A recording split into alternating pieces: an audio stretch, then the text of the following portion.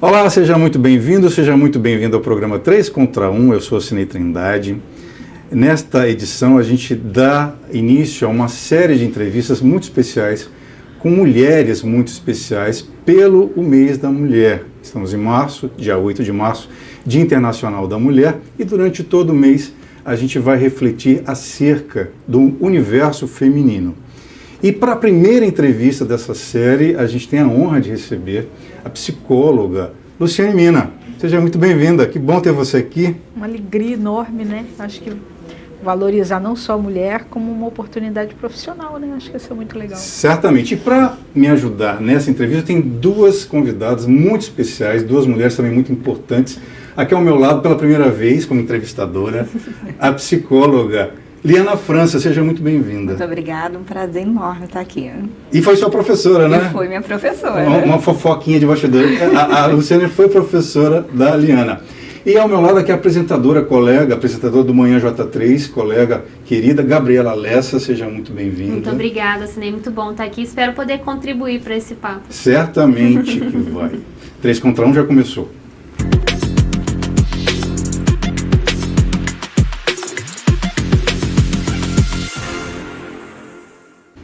Bom, uma pequena historinha sobre Luciane Mina. Ela é nascida em Florianópolis, Santa Catarina, uma catarinense que está entre nós aqui no estado do Rio de Janeiro, já desde pelo menos 1989, foi quando ela foi cursar a faculdade de psicologia na Universidade Gama Filho, agora extinta Gama Filho, infelizmente. E ela é psicóloga de consultório, tem pós-graduação em recursos humanos, psicologia positiva, ultimamente tem trabalhado com terapias energéticas na área da física quântica. E são mais de 30 anos de atuação e também atua como servidora pública, psicóloga, atualmente na Prefeitura de São João da Barra. Eu quero perguntar, Luciane, primeiramente, já que a gente está tratando de questões femininas, para você que é uma mulher e uma profissional, uma terapeuta, o que significa hoje ser mulher na sociedade brasileira, no mundo, 2024? É difícil, é fácil, é mais fácil, é menos difícil? Como é que você avalia hoje a questão de ser mulher na sociedade atual?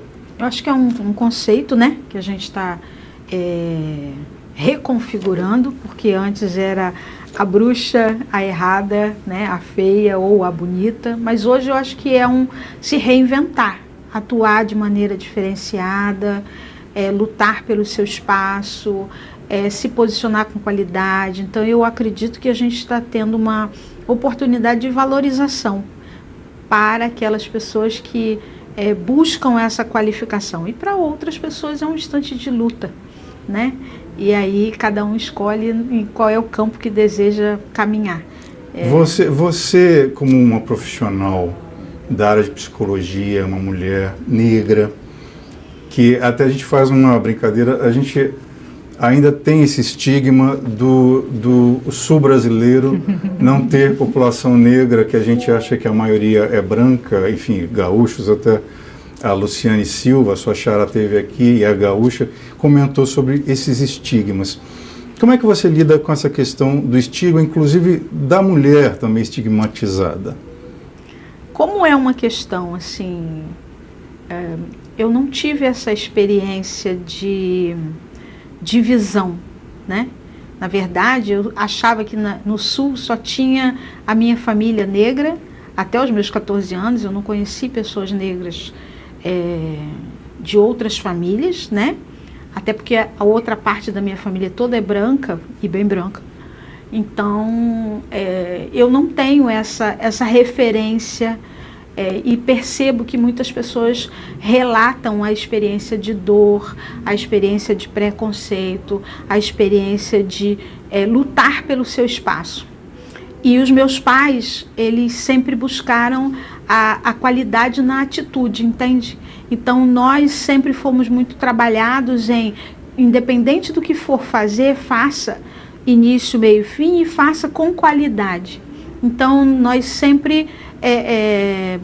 meu pai gostava muito de passear, então eu conheço o Rio de Janeiro como poucos cariocas conhecem. Eu conheço o Maracanã por dentro, eu conheço coisas que o próprio carioca não valorizou.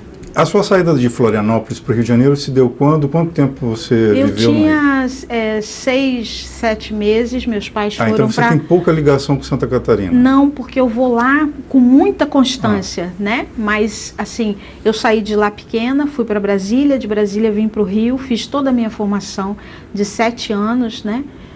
Fiz a faculdade no Rio de Janeiro, então eu tenho um contato mais próximo com o Rio. Porém, o meu pai era muitas vezes a gente está almoçando, né? E ele dizia assim, vamos lá ver a mãe? E aí a minha mãe dizia assim, vamos. E aí a gente arrumava e fazia 22 horas de viagem cantando até Florianópolis num Fusca, né? E curtindo essa experiência, né? De família. Então, às vezes pode ser ruim, para mim foi bom, mas eu não tenho essa experiência de deslocamento, de se sentir deslocada? Não, porque eles sempre buscaram nos oferecer informação, estudo, troca. Então, nós sempre fomos estimulados a olhar para aquilo que é positivo e produtivo, entende? Depois eu quero voltar a falar sobre a questão racial, tá? Eu vou abrir a primeira participação aqui da Liana França, por favor, sua primeira questão. Então, pegando esse gancho aí, né, você foi muito incentivada, o seu pai proporcionou experiências enriquecedoras. E a mulher que não consegue essa oportunidade, esse leque de opções e de conhecimento, como que ela consegue ultrapassar essa barreira aí tão limitadora de raça, de ser mulher, gênero, né? de gênero, e para poder alcançar um patamar maior de conhecimento, de colocação social e até de acreditar que ela pode. Eu penso que todas as oportunidades que nós mulheres estivermos em qualquer lugar, a gente precisa enaltecer a força, a qualidade, sabe? A coragem de superar, a vontade de olhar um desafio e dizer para ele, ok, eu vou seguir firme, procurando amigos, procurando boas conversas, procurando qualificação. E existe aquelas pessoas que não têm essa oportunidade, né, de ter essa qualificação, de ter esse espaço. E eu acredito, né, na minha fantasia, não sei. Mas eu acredito que nós, enquanto formadores de opinião, a gente precisa se dispor a estar perto de quem não pode e dizer para ele, faz um pouquinho mais de esforço, ou onde eu posso ser útil, de que maneira eu posso te auxiliar, né? Então eu acredito que quando eu me predisponho a trocar com essa pessoa, eu ressignifico a limitação dela e vou buscar junto com ela, dentro das minhas possibilidades, uma possibilidade alternativa, né? Então eu acho que todo mundo aqui guarda a imagem de uma professora que te incentivou, uma professora que disse vamos, né? Então, por exemplo, na época que eu estava na Estácio, eu inventei de fazer um evento, né? E eu trouxe um grupo de teatro lá de Macaé, lembra? Que nós fizemos esse evento, foi um evento lindo, né? Onde a gente trouxe um grupo de deficientes, eles dançaram e a gente reuniu turma. Então eu acho que assim, aonde a gente está, a gente precisa fazer diferente e convidar para que outros possam fazer. E se essa semana agora eu tive acesso, né? Existe um desportista na África que ele, desculpa, não vou lembrar o nome dele aqui agora, mas ele, uma parte do que ele ganha, ele destina para hospitais, ele destina para clínicas e para escolas na comunidade dele, né? Então, eu acredito que se nós chegamos a um ponto de destaque e temos oportunidade de funcionar como um facilitador em determinados ambientes, eu acho que essa é a nossa forma. Primeiro que cada um vai ter que viver a sua história. Eu não posso comprar a história do outro, mas eu posso ser um facilitador na história do outro. Então, essa mulher, né, muitas vezes eu não vou nem saber o tamanho da dor dela. Mas eu sei que o momento em que eu estiver passando pelo meu lado, né, de expansão, de grandiosidade, se eu puder ser ferramenta para alguém, para a filha dela, para um grupo, eu estou trabalhando por ela, né? Então eu particularmente adoro trabalhar com professor, porque eu sei que um professor vai atingir 150, 40 pessoas. Né? E o universo é bem feminino no magistério, né? São muitas professoras. Sim, né? Gabriela, Lessa, sua primeira pergunta, por favor. Eu queria fazer uma complementação à pergunta que o Ocenei fez, né? Sobre a questão de ser uma mulher é mais fácil, menos difícil. Que você falasse um pouco se você acredita que houve alterações, transformações no que é dificuldade hoje para ser mulher. Você, enquanto psicóloga, enquanto gestora de RH, hoje muitas mulheres vivem duplas, triplas jornadas e é casa, é família, é trabalho, filho, e muitas vezes, mesmo tendo uma função profissional, permanece tendo as funções exigidas da necessidade de cuidar de uma casa e de um filho e por aí vai. E você também tendo esse contato, né, cultural que você teve a possibilidade de ter diferentes tipos de contato cultural, então você teve um olhar até geracional, né, em algumas fases de evolução, talvez, do espaço que a mulher foi atingindo no decorrer desses anos. Você acredita que tivemos transformações nas dificuldades, mas que elas ainda permanecem? As dificuldades permanecem, com certeza. Porém, você há de convir que muitas vezes quem educa um filho é quem? A mãe, concorda? Sim. Então, a partir do momento que ela hoje diz para essa criança, vamos ajudar, ela diz, vem participar, ela faz com que esse menino e essa menina, ela se respeite, determinados conceitos são vistos de maneira diferente. Criança não namora, coisa que antigamente a gente era lindo, né? Dizer, fulaninho tá namorando com o Beltraninho, né? Hoje, opa, acorda. Então, quando a gente muda esses conceitos e quando a gente muda o carinho dentro de casa, hoje é muito mais comum a gente encontrar um marido que é atuante, participante, que está presente. Antigamente era a tarefa de, né? E hoje eu vejo, né? A minha filha, ela faz, não vai ajudar não? Entendeu? Então, eu acho que essa transformação que a mulher recebe e que ela doa, vai fazer com que a gente tenha mudanças progressivas, porque ainda há muita coisa que acontece que as pessoas dizem que não tem, como o racismo. Exatamente. Liana França, por favor, dá continuidade. Então, pegando esse gancho aí também de proporcionar conhecimento dentro de casa e tudo, mas existem muitas mulheres que ainda não têm essa noção de que pode ir lá batalhar, reivindicar o espaço dela, o direito que ela tem. Como trabalhar isso na cabeça de muita gente que acha que ainda tem que ser a dona de casa, que lava, passa, cozinha e que fica à disposição do marido? Hoje a gente tem uma coisa chamada rede social, né? E que a rede social, ela incomoda, ela fala bobagem, ela interfere, ela tem coisas ruins. Mas vamos combinar? É ela que pode determinar uma nova conduta feminina. Uma ferramenta de alcance. Exato. Então, eu penso, lá em São João da Barra eu tenho a honra de conhecer um casal.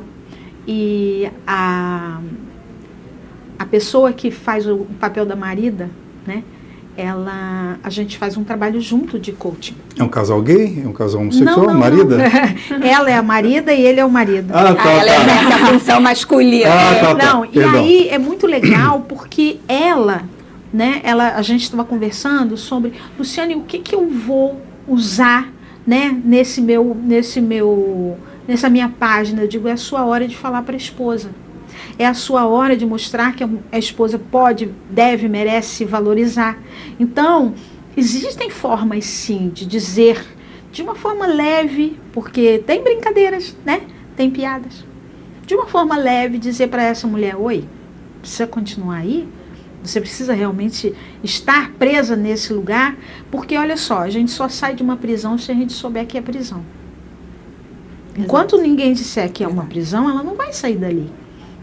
Então, somos nós, de novo eu vou dizer, a responsabilidade é nossa de mostrar que o outro poderia estar e ser melhor. Né? A gente tem muitos cenários onde as pessoas dizem assim, poxa, se eu soubesse, eu já tinha vindo antes. A física quântica pode ajudar com isso? Muito. Ela pode ajudar na medida em que ela sinaliza que o nosso ponto de vista cria uma realidade.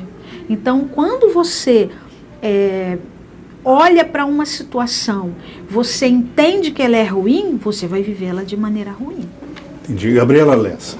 E complementando isso daí que você está falando, é até importante a gente falar que há essa questão da rede social e vínculos familiares, muitas vezes, que trazendo para esse contexto da prisão, muitas vezes mulheres que vivem algum tipo de abuso psicológico mesmo para não sair daquela situação. É interessante a gente trazer que hoje nós temos políticas públicas muito bem expandidas, que tem sido mais disseminada, a informação ela tem sido mais expansiva de acesso, de apoio às mulheres.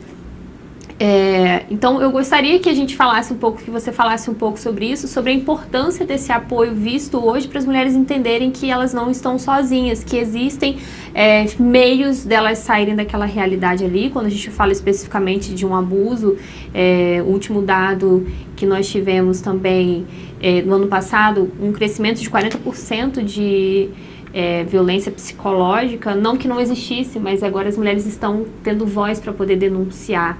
E é importante ter esse apoio, né? Eu acredito que a sua fala é primordial. Não aumentou, se divulgou mais, Sim. se fala mais sobre isso, né? E muitos de nós está preso de uma maneira imperceptível, sabe? Como se tivesse alguma coisa segurando na blusinha e você não consegue passar, por abusos. Porque abuso não é só o abuso sexual, existe o abuso religioso, existe o abuso financeiro, abuso psicológico. Então, abuso tem um monte, mas tratar este abuso é o fundamental. Mostrar para as pessoas que muitas vezes ela não alcança um resultado maior porque ela não admite um abuso que aconteceu, entende? Então, eu penso que aquelas pessoas, né, nós temos aqui no nosso município, em Campos dos Goytacazes, um trabalho com a mulher intenso, reconhecido, né, valorizado. Temos uma secretária que participa ativamente, né? Então, são essas oportunidades que a gente tem de fazer parte, de estimular, de compartilhar, de contribuir. Mas, Luciana, pegando carona na fala da Gabriela, eu percebo que a gente fala, claro, de apoio, de acesso a serviços, terapêuticos, psicológicos, mas a mulher comum, a mulher da periferia, da favela, enfim, a mulher que trabalha, que não tem dinheiro, que não tem acesso, digamos, a pagar uma terapia, eu acho, muitas mulheres, né? São muitas mulheres ainda nessa condição. Como é que você vê hoje a questão das políticas públicas? Você citou a secretária Josiane Morumbi, Josiane Viana. Como disseminar isso e tornar mais acessível, facilitar mais o acesso a profissionais de psicologia que não só mulheres, mas homens também estão bastante perturbados, passam por uma pandemia. Como é que você vê essa questão do acesso ao serviço? Fiquei sem palavra. O que eu penso assim, o esforço está sendo feito, o trabalho está sendo oferecido, né? E cabe a se dar o devido valor, né? Eu penso que a mídia precisa estar sendo parceira nos resultados, no compartilhamento de informação, né? Trazendo para a gente, por exemplo, reunião de escola. Na primeira, ninguém vai. Mas se os pais souberem que a primeira foi boa, a segunda enche, não é assim? Eu acredito que se nós conseguirmos mostrar os resultados que se tem de um movimento como esse, abre um interesse para um segundo. Porque, infelizmente, o que eu percebo, pode ser uma visão deturpada, mas todo mundo quer fazer o primeiro encontro, a primeira jornada, a primeiro workshop. É difícil ver o segundo e o terceiro, mas só no segundo e no terceiro é que a gente vai captar mais gente, que a gente vai reunir as pessoas, que a gente vai amadurecer a estratégia. Então eu acredito que a continuidade, né, se os dois lados acreditarem, pode ser a melhor opção. Ok. Olha só, a gente precisa fazer o primeiro intervalo do programa. Na sequência, Liana França continua a entrevista com Luciane Mina, rapidinho.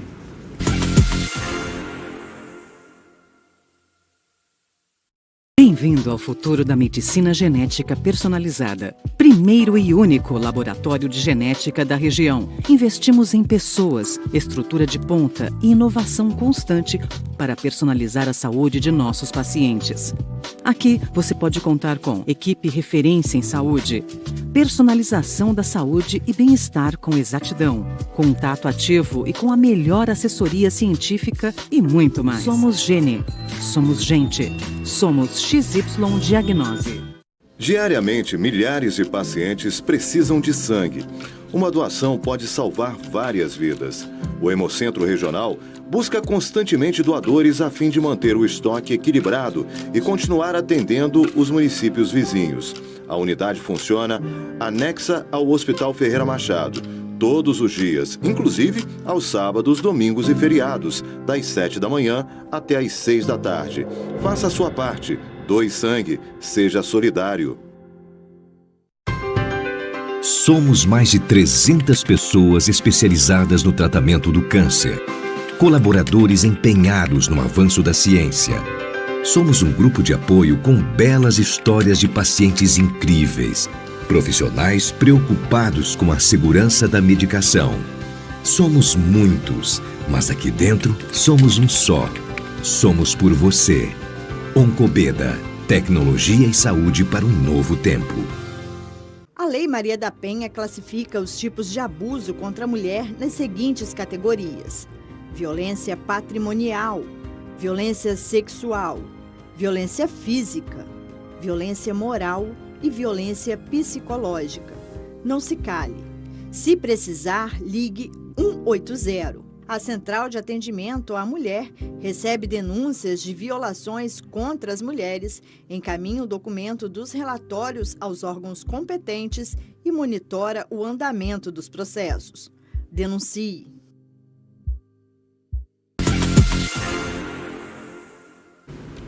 Três contra um de volta, série especial sobre o papel da mulher no Brasil. Recebendo a psicóloga Luciane Mina. Nesse bloco, a Liana França dá sequência na entrevista. Por favor, Liana. Então, continuando o gancho lá do atendimento, né, essa questão de ter acesso e tudo, ainda existe muito preconceito quanto ao atendimento psicológico, né? Muitas vezes a gente chega, né, entra no consultório, eu vim aqui porque minha mãe, meu pai, minha tia, minha avó me mandou, mas eu sou doida. Então, como também conseguir mudar essa cultura, essa visão, para poder, de verdade, conseguir alcançar resultados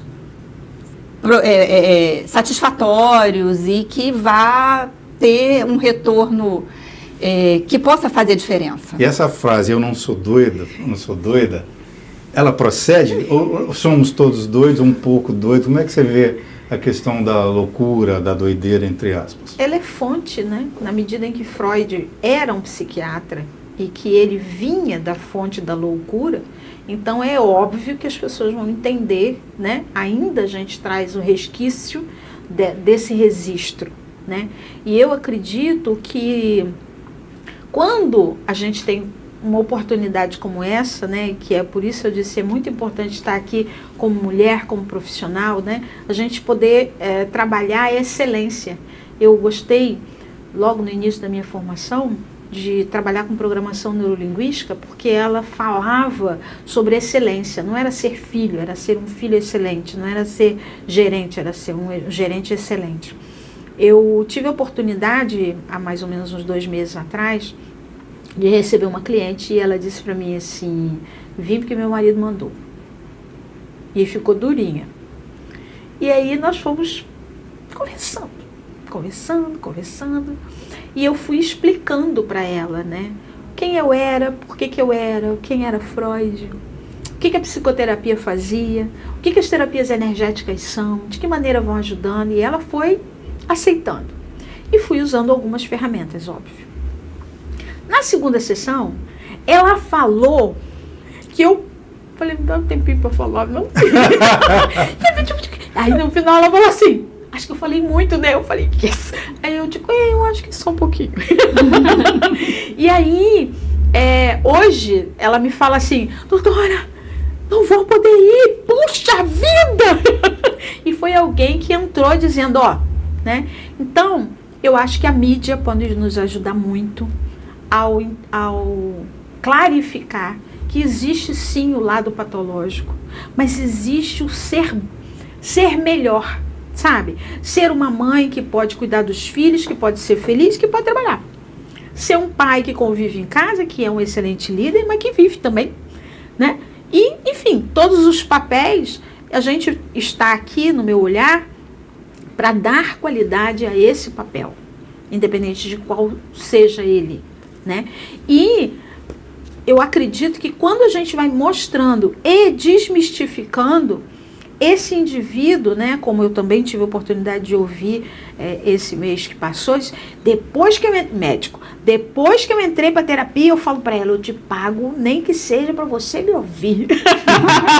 Então, depois que a pessoa descobre a magia do trocar, né, então o psicólogo, ele não é alguém que veio para se meter, ele não veio para dar opinião, ele não é seu amiguinho, nem quer tomar seu lugar, nem quer te dizer o que fazer, e de mais a mais a gente não tem tempo, né? Porque antigamente a psicoterapia, ou naquela época era a psicanálise, ela tinha uma previsão de 20, 30, 40 anos. Hoje a gente não tem tempo para fazer isso e não tem recurso financeiro para isso também. Uhum. Então eu preciso ser muito pontual, eu preciso ser muito útil. Claro que eu só serei útil se o meu cliente estiver aberto. Ok. Gabriela Lessa, sua próxima questão. Com relação a essa questão da terapia também, que acredito que tem sido mais desmistificada, apesar de haver ainda muita resistência. Mas nos seus anos de consultório, acredito que você teve contato com inúmeras mulheres, mas você consegue fazer uma observação com base na evolução de florescimento dessas mulheres, como acho que assim a gente pode dizer, né, que falar de empoderamento, ele traz muitas possibilidades, muitas vertentes, mas o ter voz, a criar mais autoconhecimento e enxergar que ela pode ir além em diferentes áreas da sua vida. Acredito que você teve a oportunidade de observar esses degraus no decorrer dos anos. Você acredita que a terapia e essa busca pelo autoconhecimento tem trazido mais essa força que a mulher precisava? Eu acredito que a psicoterapia, ela vai trazer essa força de posicionamento dentro de casa, dentro da vida, dentro da caminhada, né? Eu costumo dizer que gente feliz não enche o saco. Então, gente o quê? Gente feliz. Feliz. Não enche o saco. Então, o indivíduo, quando ele está bem, o desempenho dele é diferenciado, a forma dele de se colocar é diferenciada. E eu uso um jargão, não sei se é a palavra assim, né? Mas eu acredito que a gente precisa ser feliz.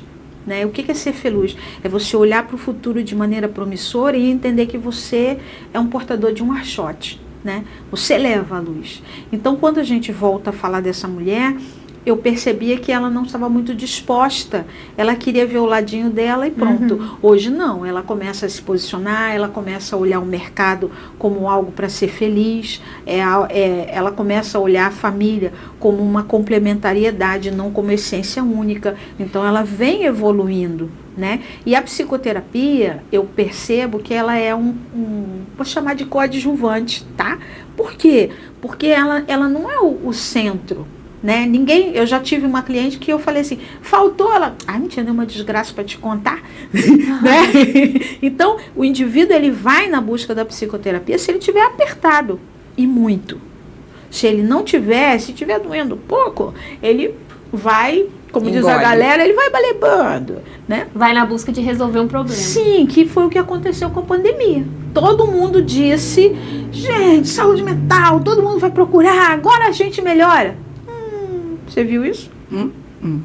Inclusive, eu lembro que você teve aqui na época da pandemia, você trouxe essa reflexão em relação a dias melhores, a expectativa de uma humanidade mais justa, mais equilibrada, mais solidária.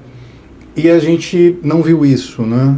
Isso frustra. Como é que se lida com esse tipo de reação, né? Como é que você observa esse momento? A gente ainda não está como antes, a pandemia não foi decretada ainda o fim, mas como é que você observou esses últimos 4 anos? Vamos chamar assim, existe 2 bandas, né? Aquela que não viu a coisa passar e aí ela não se transformou, não se melhorou, não aproveitou, e essa está dando trabalho para todo mundo. E existe aqueles que aproveitaram para se transformar, para redescobrir a família, redescobrir o casamento, né? Então, existe esses 2 lados e cabe a nós enaltecer esse lado bom. Sabe, quando você fala muito sobre coisas que tá complicado, sobre briga, sobre isso, as pessoas começam a acreditar que é só isso, e não é.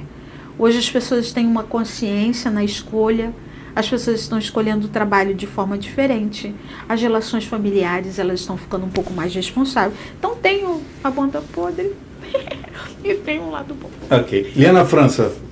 Então, essa banda podre aí, que parece que despertou até o lado mais agressivo, né? Mas você não pode nem tá tudo bem, tá perguntando por quê, Sim. Né? Tem como encaixar o método Feluz para poder tentar modificar um pouco isso aí, que eu vi que você trabalha? Tem. Primeiro é conscientizar-nos que nós somos portadores. Então, se eu sou portador da luz, eu tenho que ter responsabilidade na minha palavra, qualidade da minha palavra, qualidade da minha ação, qualidade da minha escolha. Porque existe um livro que chama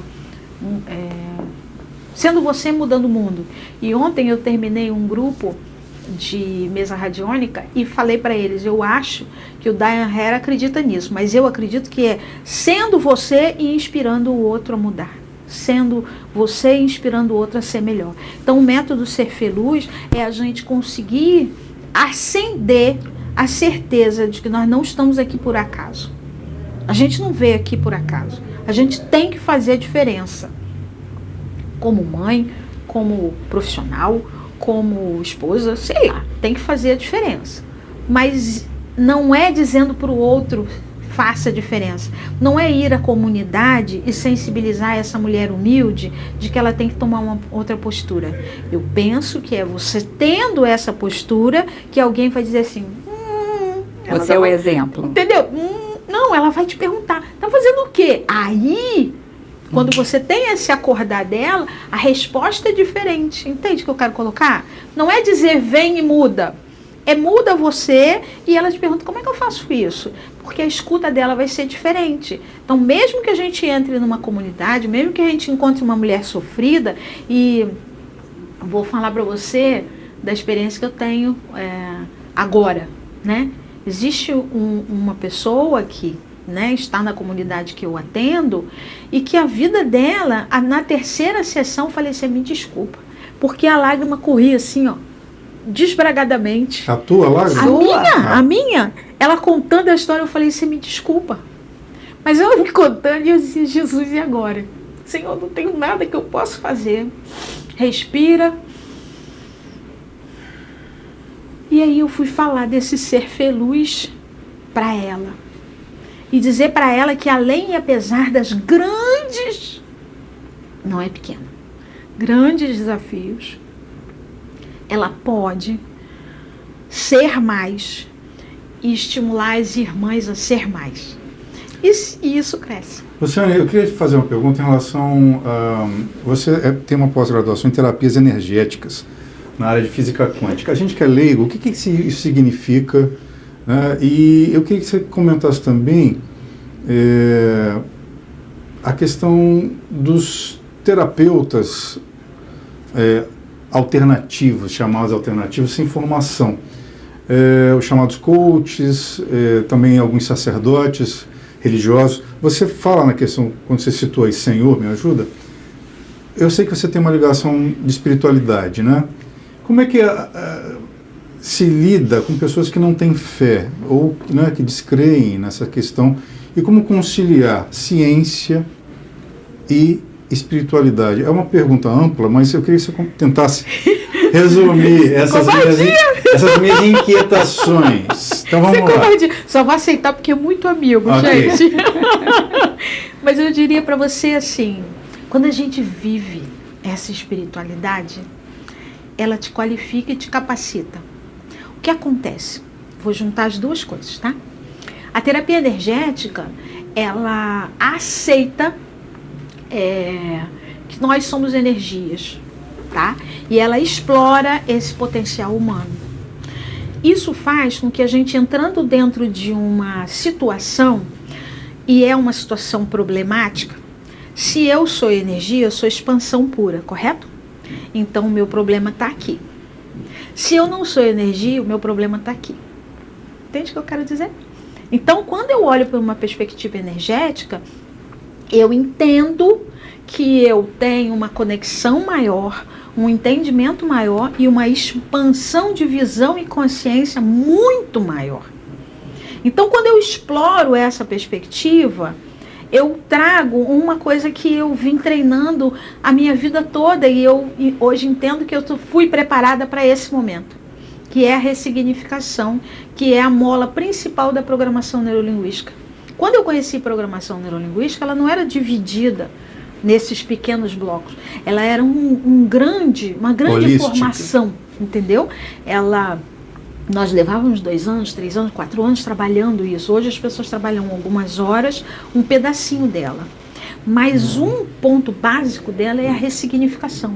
É um novo olhar diante do desafio. E a terapia energética, ela faz com que a gente tenha isso. Então eu escuto das minhas clientes alguma coisa do tipo assim, poxa, fiz várias vezes terapia, levei um tempão, e aí eu venho aqui e você resolve rapidinho? Ou um executivo, ai Luciane, eu estou 2 semanas remoendo isso e você dilui isso em 15 minutos? Mas por quê? Porque eu não estou indo em cima de uma perspectiva de problema, mas de uma amplitude. Antes de passar para a Gabriela, queria que você repetisse, tentasse responder. A questão hoje dos coaches, dos sacerdotes, que atuam também como terapeutas, ou... Eu lembro do Zeca Pagodinho dizendo que terapeuta de pobre é pai de santo macumbeiro porque não tem dinheiro para pagar o psicólogo, mas o pai de santo da comunidade de alguma forma orienta, ajuda na reflexão, na condução. Como é que você vê hoje o trabalho do coach e também dos sacerdotes religiosos? Olha, o que a gente percebe é a comunidade humilde precisa sim da ajuda do sacerdote. E quanto mais qualificado está esse sacerdote, melhor orientado está essa comunidade. Porque eles têm uma predisposição real de mudar um cenário, e muda. Então eu acredito, sinceramente, no trabalho do sacerdote que busca a qualificação, tá? E hoje o que a gente percebe em termos de coaching e tudo mais é uma grande predisposição de todos de ajudar. Só que uma coisa é ajudar, outra coisa é se meter na vida dos outros, né? E para então ser uma verdadeira contribuição, eu penso que é importante um tempo de experiência, um tempo de formação, né? Eu não posso ir ali fazer um trabalho de 3 finais de semana e aí depois eu começo a ditar regras. Eu posso ter um trabalho cooperativo. Por exemplo, eu hoje sou um psicólogo e um terapeuta energético. E eu consigo trabalhar com colegas que são terapeutas energéticos. Eu tenho colegas que não conseguem. Ok. Olha só, o papo está fluindo. Então, a Gabriela Lessa dá sequência à entrevista com a Luciane Mina. No próximo bloco é rapidinho.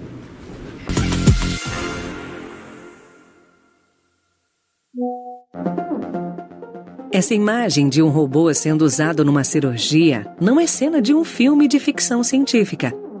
Ela está acontecendo no Hospital Dr. Beda, um dos pioneiros na região no uso do sistema Da Vinci, o mais avançado mecanismo robótico da medicina em todo o mundo. Quando optamos pelo uso dessa tecnologia em nossas cirurgias, com a ajuda do robô, conseguimos oferecer ao paciente uma melhor destreza no ato cirúrgico. Sendo assim, através de pequenos orifícios, com o uso do braço robótico, conseguimos um menor dano ao paciente, uma taxa de sangramento menor, uma recuperação mais rápida no pós-operatório e um retorno mais rápido às suas atividades laborais.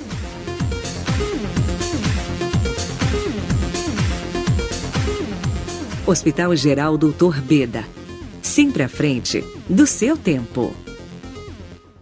Diariamente, milhares de pacientes precisam de sangue. Uma doação pode salvar várias vidas.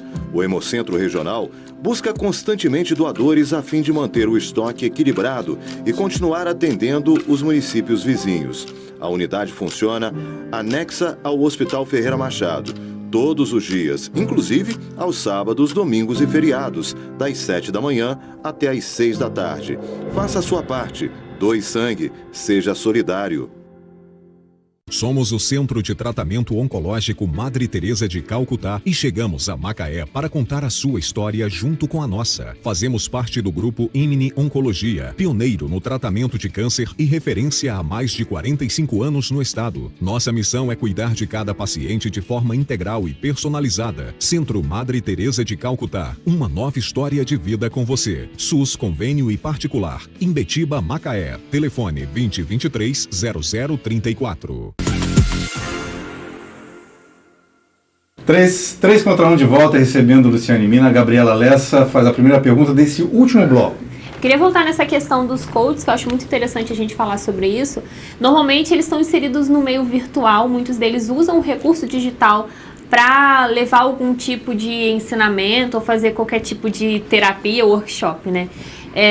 Com relação ao meio digital, há alguns anos era muito utilizado uma campanha de forma errônea que foi se perdendo esse hábito, ainda bem, com relação ao Setembro Amarelo, que muitas pessoas falavam sendo ouvido, né? Traz o seu problema, vamos conversar, desabafa comigo. Agora, juntando esses dois pontos, eu gostaria que você falasse sobre o quanto que o digital muitas vezes acaba interferindo no trabalho de um profissional que pode auxiliar pessoas que precisam diretamente de uma terapia, de um psicólogo, e às vezes ficam presas a esses tipos de comportamento. Até a pandemia, nós éramos proibidos de usar o meio digital. Uhum. Até a pandemia, nós éramos proibidos de conhecer determinadas coisas. Quando eu comecei com a programação neurolinguística, né, eu tinha uma dificuldade muito grande, porque os colegas diziam assim: você está trabalhando com PNL, o CRP não gosta disso não. Então, nós temos uma dificuldade muito grande de ter uma acolhida do novo. Uhum. E quem está no digital, ele tem acesso imediato ao novo. Então, ele acaba ganhando espaço, ganhando expansão, ganhando quantidade de pessoas. O pecado dele é que quando o bicho pega, ele não tem como se virar. E aí ele precisa de nós, psicólogos, né? Ok, Liana França. Então, continuando nesse gancho aí do digital, na internet eu já vi propagandas dizendo: você não precisa ser formado em psicologia para poder ser um terapeuta. Mas será que essas pessoas que não têm a formação que a gente teve de cursar e aí absorve esse atendimento, isso, na sua opinião, traz um prejuízo ou há algum ganho, mesmo a pessoa não tendo os anos de aprendizado? Você está falando da atuação do coaching, Sim. do profissional. Sim. Eu acho que sempre que a gente traz uma nova perspectiva de visão para o outro, é um ganho. Então, se não fosse esse movimento do coaching, do mentoring, os psicólogos não estariam recebendo as oportunidades que têm, porque no início, lá, 18, 19, os psicólogos não estavam no meio. E hoje eles estão se qualificando, se capacitando. Então, é uma faca de dois legumes, né? Então, na verdade, é uma oportunidade para o psicólogo. E eu também penso que é um momento de nós nos qualificarmos para aprender, sim, a entrar no meio digital, a estar, sim, de forma,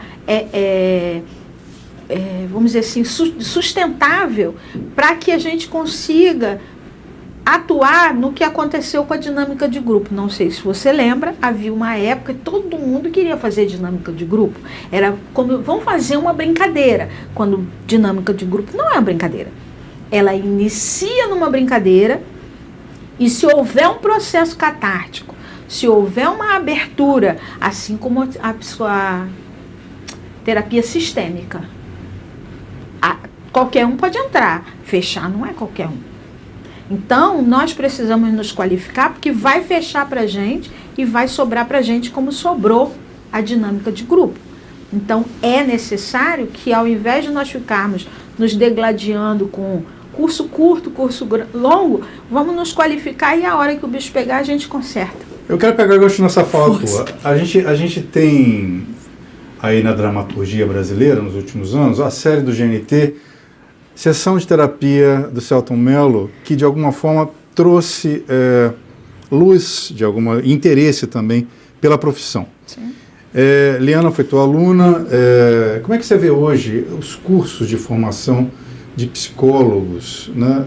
A importância desses cursos e também o filtro, que eu acho que muita gente entra para a faculdade e também não acaba seguindo a carreira, né?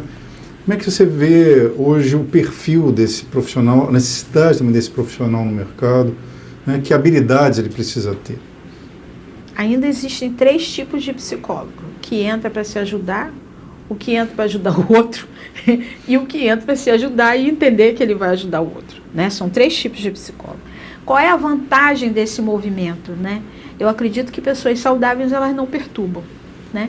Então, se eu sou efetivamente feliz, como eu acredito, eu venho de uma formação maior e melhor. Então, o psicólogo, ele precisa investir numa qualificação continuada. Não basta ir para a faculdade, né? Liana, tá aí para mim. Eu não posso parar. Eu preciso pegar aquilo ali, usar como base e o que mais é possível.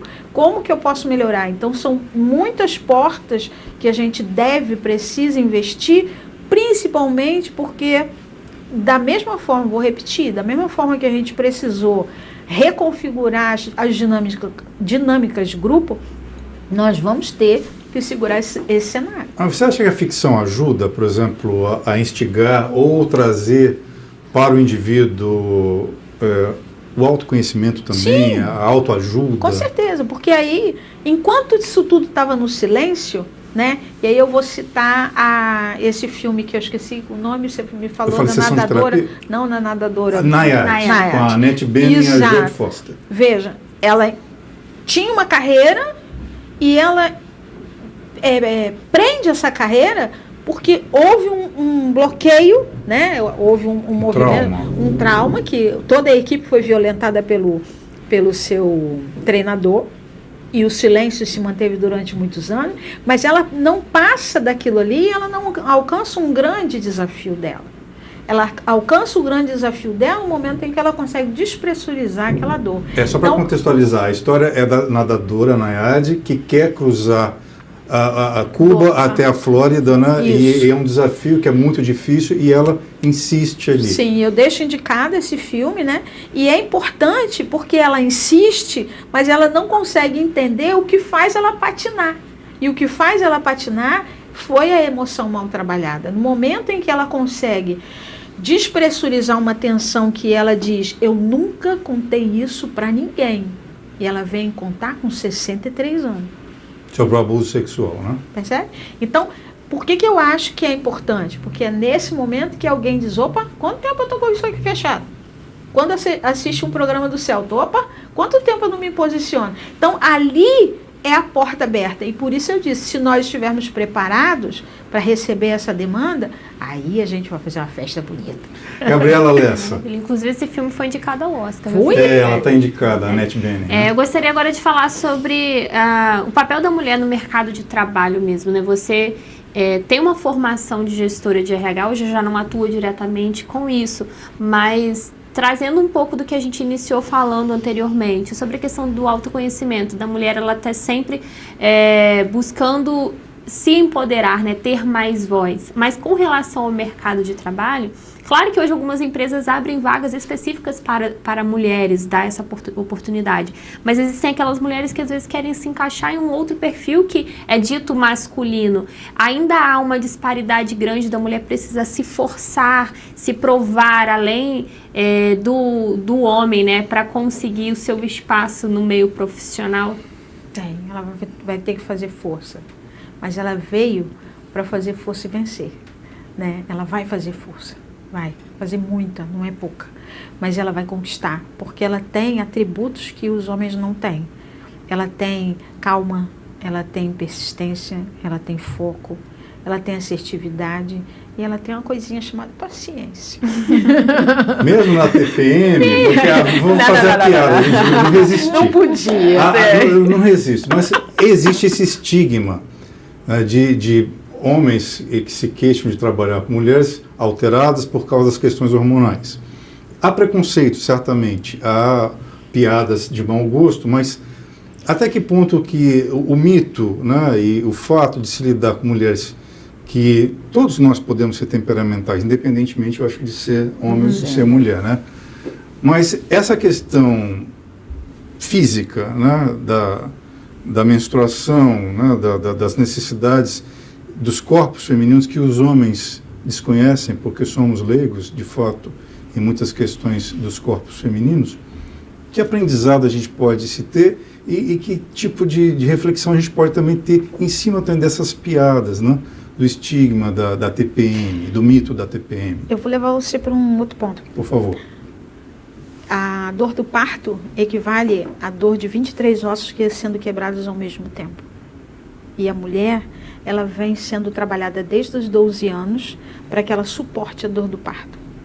E a menstruação, ela vem dando a ela o suporte para a dor do parto também. Então, não é à toa que essa dor acontece, não é à toa que esse momento se dá. O que eu penso é que hoje, nós mulheres temos muito mais condição de chamar um filho para perto e dizer, olha só, calma, né? Colabora. Então, o nível de conversa que a gente tem hoje é muito maior. E esse preconceito, ele vem de um tempo onde os homens não podiam falar, não podiam conversar. Esse tema era um tabu, né? Então, ele vai reagir ao tabu de forma, eu vou mexer escondido, né? Eu vou fazer piada. E hoje o que eu percebo é que existe uma abertura. E cabe a nós, mulheres, também trazer essa informação, né? Quando eu digo, é isso mesmo, são 23 ossos sendo quebrados, e que a mulher aguenta isso. Opa, como é que é isso? E quem tem 2 filhos, 3 filhos? O homem sabe o que é isso? Existe um experimento social onde se coloca alguns eletrodos na barriga do homem para ele sentir a dor da cólica. Ele não aguenta. Então, será que a gente não precisa mostrar mais isso para o homem? Será que o homem também não precisa ser melhor respeitado? Porque o respeito é mútuo, tá? Eu acho que eu tenho que cuidar de você e você tem que cuidar de mim. Certamente. Liana França. Então, voltando lá na história do empoderamento feminino, a gente tem ouvido muito falar também nas redes sociais que a mulher está masculinizada, né? Porque esse empoderamento deu voz, deu força. A pergunta é, será que isso não é uma forma de preconceito também? Eu encaro como uma etapa, sabe? Quando você vai passando do preto para o branco, numa época você é muito mais pretinho e vai ficando branquinho. Então, é uma etapa. A questão é como nós vamos valorizar isso. Percebe? Então, se eu tenho uma filha, se eu tenho uma aluna, se eu tenho uma pessoa que tem toda uma conduta masculinizada, e eu posso dizer assim, vem cá, preciso disso tudo? Não então, tem uma mas forma aí não é alternativa? uma confusão da mulher empoderada, e aí estão dizendo que ela está masculinizada porque ela está mais forte, ela está mais atuante, ela está projetando a voz. Olha só, nos meus tempos, lá atrás, eles diziam assim, fulana, que já está velha, com 40 anos, né? E hoje nós já temos mulheres atuantes com 70, 80, eu quero chegar lá. Então, tudo foi uma evolução, concorda? Sim. E houveram conceitos que foram evoluindo, posicionamentos também. Eu penso que essa questão, ela é uma etapa, né? Agora, a gente vai se dobrar a essa etapa? É isso mesmo? Ou eu vou dizer, não, eu vim aqui para fazer a diferença? Eu lembrei do Pepeu Gomes, aqui uma música, um hit dos anos 1980, que ser um homem feminino não fere o meu lado masculino, se Deus é menino e menina, sou masculino e feminino. Lidar com o masculino e feminino de cada um de nós, eu lembro do Gilberto Gil também que diz isso, eu sou filho de um homem e de uma mulher, então eu tenho o meu lado masculino, o meu lado feminino, da minha mãe e do meu pai, e como se trabalha isso, né? Como se tem essa consciência. Esse conceito hoje é visto de uma forma muito mais clara, principalmente entre os jovens. Nós mais velhos ainda não. Mas eu acredito que os mais jovens, eles vão vendo, vão adaptando, e isso vai ser muito bem acolhido e respeitado daqui a pouco. De novo, uma fase. Temos 5 minutos. Gabriela Lessa. Eu gostaria de falar com relação a essa questão também que a Liana falou. Quando a gente trata de alguns meios, certas reações acabam afetando um pouco mais, como o meio digital. Mas em alguns outros locais, quando a gente fala também do trabalho, né, o ambiente de trabalho, algumas ações elas já têm sido viabilizadas para evitar certos tipos de comportamento, sabendo que ferem diretamente, né, uma pessoa, como um assédio, né, moral ou assédio sexual no ambiente de trabalho. E isso tem sido crescente e tem trazido esse apoio também do fortalecimento da mulher, né, no mercado. Eu tenho dado consultoria, né, para empresas exatamente nesse quesito, por trabalhar com uma formação, né, que chama Desabuse. E aí olhar para essa dimensão e valorizar o funcionário tem sido um cuidado que a gestão tem tido. Então, cada vez mais essa questão de abuso, essa questão de excesso, ela tem sido enfrentada. Então, se chama a funcionária que sofreu e se chama o sujeito lá e diz, vem cá. E se conversa, né? Então, eu já tive a oportunidade de 2021 para cá, já participei 3 vezes de empresas onde aconteceu um assédio sério e que a gestão chama para trabalhar com os dois e trabalhar a equipe. Liana França, sua última pergunta, por favor, rapidamente. Então, foi uma satisfação estar aqui. E é possível a gente levar toda essa ideia, a classe mais desfavorecida da população na questão do empoderamento, de mostrar que pode ter voz, que pode buscar, que tratamento psicológico é para todo mundo e que tem que ter suporte sim e que tem direito. Tem direito, mas não tem acesso, né? Porque nós somos poucos.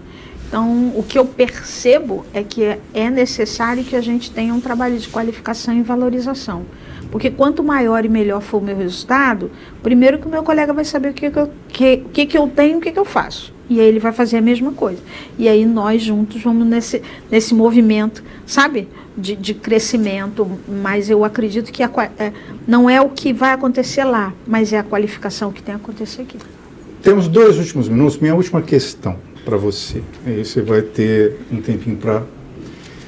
você é mãe de 2 mulheres, né? 2 filhas, e acabou de ser avó do Tiago, que está com 9 meses. Que futuro você imagina para o Tiago? Que cidadão, que homem você acha que o Tiago pode ser? E o que a mãe do Tiago, o que você ensinou à mãe do Tiago que vai poder transmitir para esse menino, esse brasileiro? Peguei você de jeito, né? Vamos lá, rapidamente. O que eu espero para o Tiago, né? É ter pessoas e ser uma pessoa melhor, mais feliz. É o que eu espero. E eu sei que ele só vai ter isso se eu for melhor. E se eu ajudar as pessoas que estão à minha volta a ser melhor, né? E hoje eu percebo que Cláudia Luma tem um olhar muito cooperativo dentro de casa. Então, embora ele seja pequeno, ela nunca diz como antigamente as mães diziam assim, eu vou e eu volto. Não, ela volta, baixa, senta e diz assim, eu estou indo ali, vou fazer tal coisa e daqui a pouco eu volto. Então, eu procurei trazer para elas a força de ser mulher. E eu sei que ela vai dar a ele a força de ser homem. A gente agradece essa força de ser mulher, essa força de ser homem a você.